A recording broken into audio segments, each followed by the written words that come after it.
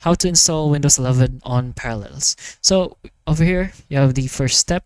You can install Parallels Desktop, of course. You can download and install Parallels Desktop on your Mac.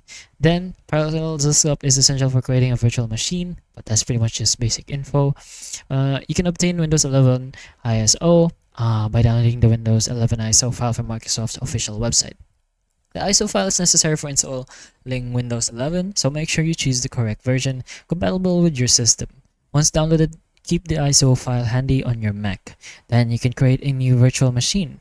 Open Parallels Desktop and create a new virtual machine, and in the Parallels Desktop you can select File, New, and choose the option to install Windows from a DVD or image file. Then you can use the Windows 11 ISO you downloaded earlier to proceed.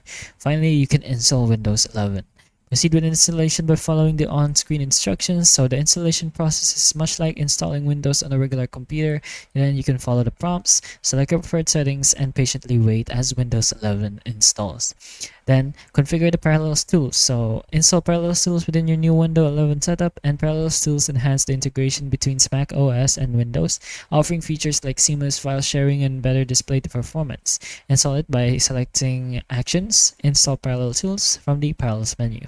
Once you completed the steps, you can enjoy the flexibility of using Windows 11 on your Mac, right alongside Mac OS. You can switch between operating systems effortlessly and maximize your productivity.